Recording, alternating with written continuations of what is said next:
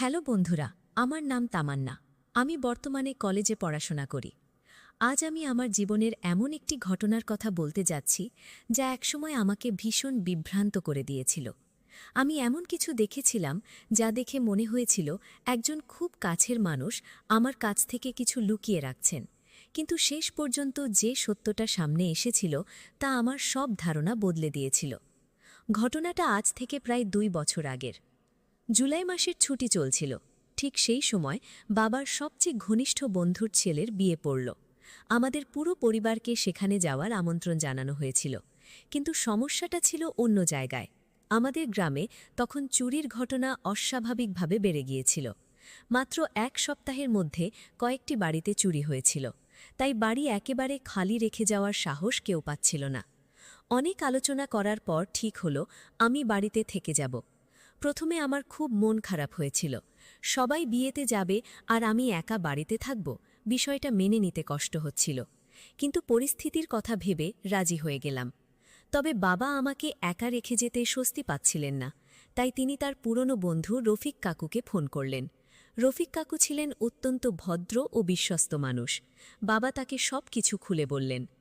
কাকু এক মুহূর্তও দেরি না করে বললেন, চিন্তা করিস না ভাই, আমি রাতে তোর বাড়িতেই থাকব, তামান্না একা থাকবে না।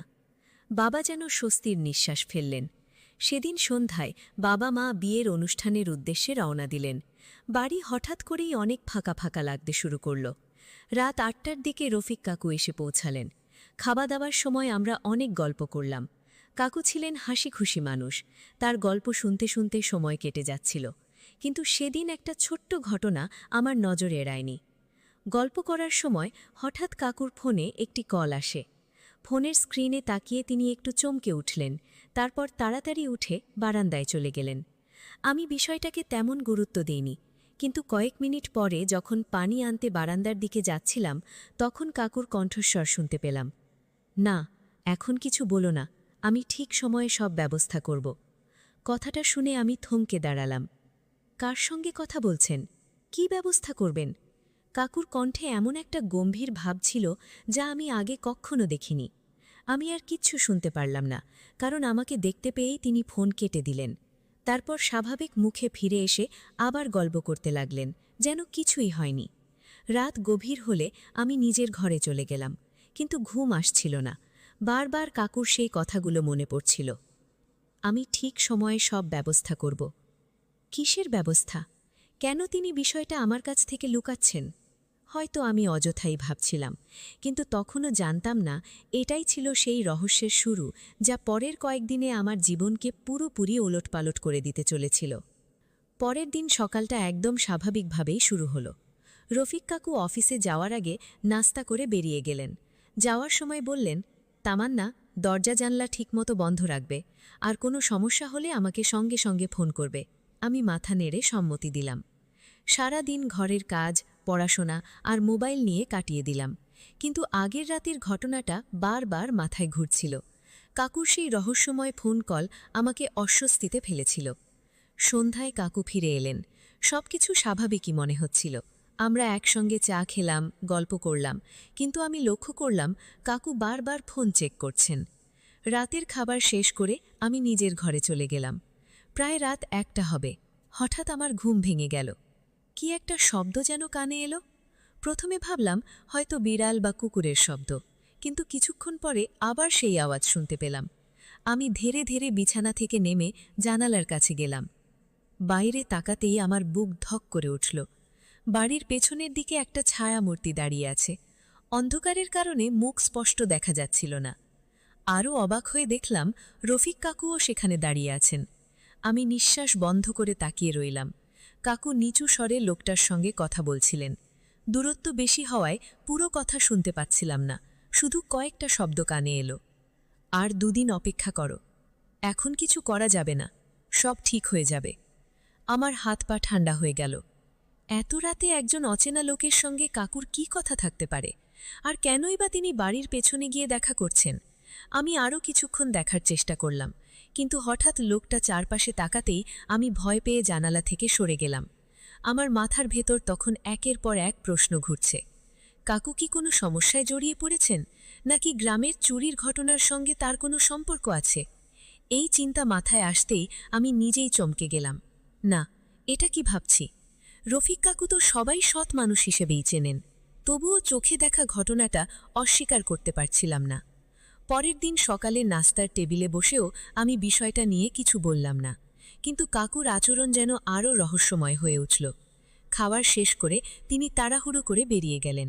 বের হওয়ার সময় তার ব্যাগ থেকে একটা ভাঁজ করা কাগজ মেঝেতে পড়ে গেল। কাকু সেটা খেয়াল না করেই চলে গেলেন। আমি কাগজটা তুলে নিলাম। প্রথমে ভাবলাম ফেরত দেব, কিন্তু কৌতূহল আমাকে থামতে দিল না। ধীরে ধীরে কাগজটা খুললাম। ভেতরে কয়েকটা নাম আর কিছু বাড়ির ঠিকানা লেখা ছিল, আর সেই তালিকার একদম ওপরে লেখা ছিল পরবর্তী লক্ষ্য। শব্দ দুটো পড়তেই আমার বুকের ভেতর কেঁপে উঠল। আমি হতভম্ব হয়ে কাগজটার দিকে তাকিয়ে রইলাম। রফিক কাকু আসলে কি লুকাচ্ছেন, আর এই পরবর্তী লক্ষ্য বলতে কি বোঝানো হয়েছে? সেই মুহূর্তে আমার মনে হল আমি হয়তো এমন এক সত্যের সামনে দাঁড়িয়ে আছি যা জানা আমার উচিত হয়নি। কাগজটা হাতে নিয়ে আমি অনেকক্ষণ বসে রইলাম। বারবার সেই দুটি শব্দ চোখের সামনে ভেসে উঠছিল, পরবর্তী লক্ষ্য। আমার বুকের ভেতর কেমন যেন অস্বস্তি হচ্ছিল। কাগজে লেখা বাড়িগুলোর নাম আমি চিনতাম, সবই আমাদের গ্রামের বিভিন্ন পরিবারের বাড়ি। হঠাৎ আমার মাথায় ভয়ঙ্কর একটা চিন্তা এলো। গ্রামে যেসব বাড়িতে চুরি হয়েছে তাদের কি এমন কোনো তালিকায় নাম ছিল? আমি নিজেই নিজের ভাবনায় চমকে গেলাম। না, রফিক কাকু এমন মানুষ হতে পারেন না। কিন্তু গত দুদিনের অদ্ভুত ঘটনাগুলো আমাকে শান্ত থাকতে দিচ্ছিল না। রাতের গোপন সাক্ষাৎ, রহস্যময় ফোন কল, আর এখন এই তালিকা, সবকিছু যেন এক সুতোয় গাঁথা মনে হচ্ছিল। আমি কাগজটা আগের মতো ভাঁজ করে কাকুর ব্যাগের কাছে রেখে দিলাম, যাতে তিনি কিছু বুঝতে না পারেন। সেদিন বিকেলে আমার বান্ধবী রিমি বাড়িতে এসেছিল। আমরা বারান্দায় বসে গল্প করছিলাম। হঠাৎ সে বলল, শুনেছিস, গতরাতে আবার পাশের পাড়ায় চোর ঢুকেছিল। আমি অবাক হয়ে বললাম, সত্যি? হ্যাঁ, তবে কিছু নিতে পারেনি, লোকজন জেগে যাওয়ায় পালিয়ে গেছে। কথাটা শুনে আমার মনের ভয় আরও বেড়ে গেল। রাতে কাকু বাড়ি ফিরলে আমি তাকে খুব মনোযোগ দিয়ে লক্ষ্য করতে লাগলাম, কিন্তু তিনি যেন আগের মতোই। খাওয়ার সময় হাসি ঠাট্টা করলেন, আমার পড়াশোনার খোঁজ নিলেন। একসময় মনে হচ্ছিল আমি হয়তো অযথাই সন্দেহ করছি। কিন্তু রাত 10টার দিকে আবার একটা ঘটনা ঘটল। আমি রান্নাঘর থেকে পানি নিয়ে ফিরছিলাম, তখন দেখলাম কাকু ড্রয়িং রুমে দাঁড়িয়ে ফোনে কারোর সঙ্গে কথা বলছেন। তিনি নিচু স্বরে বললেন, আজ রাতে সবাই প্রস্তুত থাকবে, কেউ যেন ভুল না করে। আমি দরজার আড়ালে দাঁড়িয়ে কথাটা শুনে ফেললাম। কাকু ফোন রেখে ঘুরতেই আমি দ্রুত সরে গেলাম। সারা রাত আমার চোখে ঘুম আসল না। পরের দিন সকালে আরও অদ্ভুত একটা ঘটনা ঘটল। আমি ঘর ঝাড়ু দিচ্ছিলাম, হঠাৎ কাকুর ব্যাগের পাশ থেকে একটা ছোট টর্চ আর একটা বাঁশির মতো জিনিস বেরিয়ে এলো। আমি অবাক হয়ে সেগুলো দেখছিলাম। ঠিক তখনই কাকু ঘরে ঢুকে পড়লেন। আমাকে দেখে তিনি কয়েক সেকেন্ড চুপ করে রইলেন। তারপর হেসে বললেন, ওগুলো আমার কাজের জন্য লাগে। আমি জোর করে হাসলাম, কিন্তু তার চোখের দিকে তাকিয়ে মনে হলো তিনি বুঝতে পেরেছেন আমি কিছু একটা সন্দেহ করছি। সেদিন বিকেলে আমি সিদ্ধান্ত নিলাম আর চুপ করে থাকব না। আজ রাতে কাকু কোথায় যান, কার সঙ্গে দেখা করেন, সবকিছু আমি নিজে দেখব। রাত বাড়তে লাগল। প্রায় 12:30টার সময় দেখলাম কাকু নিঃশব্দে ঘর থেকে বেরোচ্ছেন। তিনি ভেবেছিলেন সবাই ঘুমিয়ে আছে, কিন্তু আমি আগে থেকেই জেগেছিলাম। ধীরে ধীরে দরজা খুলে আমি তার পিছু নিলাম। অন্ধকার রাস্তা পেরিয়ে কাকু গ্রামের শেষ মাথার পুরনো আমবাগানের দিকে এগিয়ে গেলেন। আমি নিরাপদ দূরত্বে থেকে অনুসরণ করছিলাম। কিছুক্ষণ পর দেখলাম সেখানে আরও কয়েকজন লোক দাঁড়িয়ে আছে। তারা সবাই খুব গম্ভীর মুখে কথা বলছে। হঠাৎ তাদের একজন বলল, আজ রাতেই ধরা পড়বে। আরেকজন বলল, সবাই নিজের নিজের জায়গায় থাকুন। আমি দূর থেকে কথাগুলো শুনে ভয় পেয়ে গেলাম। কাকে ধরা হবে, কী পরিকল্পনা চলছে? ঠিক তখনই আমার পায়ের নিচে শুকনো ডাল ভেঙে শব্দ হল, করাত। সবাই একসঙ্গে আমার দিকেই তাকিয়ে গেল। আমার বুক ধড়ফড় করতে লাগল। রফিক কাকুর চোখ সরাসরি আমার ওপর এসে পড়েছে। শুকনো ডাল ভাঙার শব্দ হতেই আমার বুক ধড়ফড় করতে লাগল। অন্ধকারের মধ্যে দাঁড়িয়ে থাকা সবাই একসঙ্গে আমার দিকে তাকাল। কে ওখানে? একজন কড়া গলায় চিৎকার করল। আমি ভয়ে স্থির হয়ে গেলাম। ঠিক তখনই রফিক কাকু টর্চের আলো আমার দিকে ফেললেন। আলো পড়তেই তিনি অবাক হয়ে বললেন, তামান্না, তুমি এখানে কি করছো? আমি আর লুকিয়ে থাকতে পারলাম না। ধীরে ধীরে সামনে এগিয়ে এলাম। কাকুর মুখে বিস্ময়, আর আমার মনে তখন জমে থাকা হাজারো প্রশ্ন। আমি রাগ মিশ্রিত গলায় বললাম, বরং আপনিই বলুন, আপনি এখানে কি করছেন? এত রাতে এই লোকগুলো কারা? আর আপনার ওই তালিকা, সেই ফোন কলগুলো? আমার কথা শুনে আশেপাশের লোকজন একে অপরের মুখের দিকে তাকাতে লাগল। রফিক কাকু কয়েক সেকেন্ড চুপ করে রইলেন। তারপর বললেন, তামান্না, তুমি যা ভাবছ বিষয়টা তা নয়।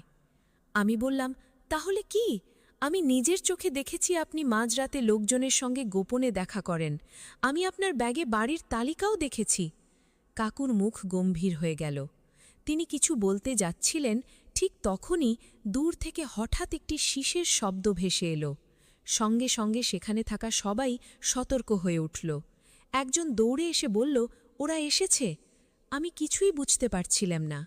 কাকু দ্রুত বললেন, তামান্না, এখন কোনো প্রশ্ন নয়, তুমি আমার পিছনে থাকো। কয়েক মিনিটের মধ্যেই আমবাগানের পাশের রাস্তা দিয়ে কয়েকটি ছায়া মূর্তি দৌড়ে যেতে দেখা গেল। তারপর যা হলো তা আমি কল্পনাও করিনি। রফিক কাকু সহ সবাই একসঙ্গে তাদের দিকে ছুটে গেল। চারিপাশে চিৎকার শুরু হয়ে গেল, ধরো, পালাতে দিও না। আমি হতভাগ হয়ে সব কিছু দেখছিলাম। কিছুক্ষণ ধাওয়া পাল্টা ধাওয়ার পর গ্রামের লোকজন দুইজন সন্দেহভাজন চোরকে ধরে ফেলে। তখন ধীরে ধীরে পুরো বিষয়টা পরিষ্কার হতে শুরু করে। জানা গেল, গত কয়েক সপ্তাহ ধরে গ্রামের চুরির ঘটনার তদন্ত চলছিল। রফিক কাকু, গ্রামের কয়েকজন যুবক এবং স্থানীয় পাহারাদাররা মিলে গোপনে নজরদারি করছিলেন। যে বাড়িগুলোর নাম তালিকায় লেখা ছিল সেগুলো চোরদের সম্ভাব্য লক্ষ্যবস্তু, আর পরবর্তী লক্ষ্য কথাটার মানেও ছিল সেটাই। আমি অবাক হয়ে রফিক কাকুর দিকে তাকিয়ে রইলাম। তাহলে আমি এতদিন যা ভেবেছি সবই কি ভুল? কিন্তু তখনও একটা প্রশ্নের উত্তর বাকি ছিল। যদি কাকু সত্যি ভালো কাজ করছিলেন, তাহলে তিনি আমাকে সবকিছু খুলে বলেননি কেন? সেই প্রশ্নের উত্তর আমি পরের দিন জানতে পারলাম, আর সেই উত্তর শুনে আমি নিজের ওপরই লজ্জা পেয়েছিলাম। সারা রাতের ঘটনার পর আমার মাথা যেন কাজ করছিল না। আমি বারবার ভাবছিলাম, এতদিন ধরে আমি রফিক কাকুকে কি ভয়ঙ্কর ভুল বুঝেছি। পরদিন সকালে গ্রামের মানুষজন চোর ধরা পড়ার খবর নিয়ে আলোচনা করতে লাগল। সবাই রফিক কাকু এবং তার সহযোগীদের প্রশংসা করছিল। আমি চুপচাপ বসেছিলাম। কিছুক্ষণ পর কাকু বারান্দায় এসে আমার পাশে বসলেন।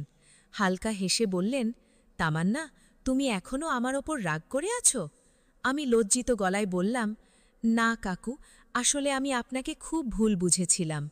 কাকু একটু হেসে বললেন, শুধু তুমি না, আমিও তোমাকে ভুল বুঝেছিলাম। আমি অবাক হয়ে তার দিকে তাকালাম। আমাকে? কেন? কাকু দীর্ঘশ্বাস ফেলে বললেন, গত কয়েকদিন ধরে আমি লক্ষ্য করছিলাম তুমি মাঝে মধ্যে লুকিয়ে কোথাও চলে যাও, রাতে জানালার কাছে দাঁড়িয়ে থাকো, আবার আমার কথাবার্তাও আড়ি পেতে শোনার চেষ্টা করো। আমি ভেবেছিলাম তুমি হয়তো কোনো ঝামেলায় জড়িয়ে পড়েছ বা কোনো কারণে চিন্তায় আছো। আমি বিস্মিত হয়ে গেলাম। আসলেই তো, আমি যেভাবে কাকুকে সন্দেহ করছিলাম তিনিও আমাকে নিয়ে দুশ্চিন্তায় ছিলেন। আমি মাথা নিচু করে বললাম, আমি আপনার ফোন কল, সেই তালিকা আর রাতের মিটিং দেখে ভয় পেয়ে গিয়েছিলাম। মনে হয়েছিল আপনি কোনো গোপন কাজে জড়িত। কাকু হেসে ফেললেন, আমরা ইচ্ছে করেই সব গোপন রেখেছিলাম, কারণ চোরদের ধরতে হলে পরিকল্পনাটা ফাঁস হওয়া চলত না। আমি তখন নিজের বোকামির কথা ভেবে লজ্জা পাচ্ছিলাম। ঠিক সেই সময় বাবা মাও ফিরে এলেন। গ্রামের লোকজন তাদের পুরো ঘটনা খুলে বলল। বাবা রফিক কাকুর হাত ধরে বললেন, ভাই, তোমার কাছে আমি কৃতজ্ঞ। তুমি না থাকলে হয়তো গ্রামের আরও অনেক ক্ষতি হতো। মাও কাকুর প্রশংসা করলেন। আমি তখন সবার সামনে দাঁড়িয়ে বললাম, কাকু, আমাকে মাফ করে দেবেন, আমি আপনাকে একেবারে ভুল বুঝেছিলাম। রফিক কাকু হাসি মুখে বললেন, মানুষ কখনো কখনো চোখে যা দেখে সেটাকেই পুরো সত্য মনে করে, কিন্তু আসল সত্য অনেক সময় তার চেয়েও বড় হয়। কথাটা আমার হৃদয়ে গেঁথে গেল। সেদিন আমি একটা বড় শিক্ষা পেয়েছিলাম। সন্দেহের ওপর ভিত্তি করে কাউকে বিচার করা উচিত নয়, কারণ অনেক সময় যাকে আমরা ভুল ভাবি সেই মানুষটাই আমাদের সবচেয়ে বেশি ভালো চায়। এরপর থেকে রফিক কাকুর প্রতি আমার শ্রদ্ধা আরও বেড়ে গেল। আর গ্রামের মানুষও এই ঘটনার কথা দীর্ঘদিন মনে রেখেছিল। বন্ধুরা, আমার জীবনের এই ঘটনাটি আমাকে শিখিয়েছে অর্ধেক সত্য দেখে কখনো পূর্ণ সিদ্ধান্ত নেওয়া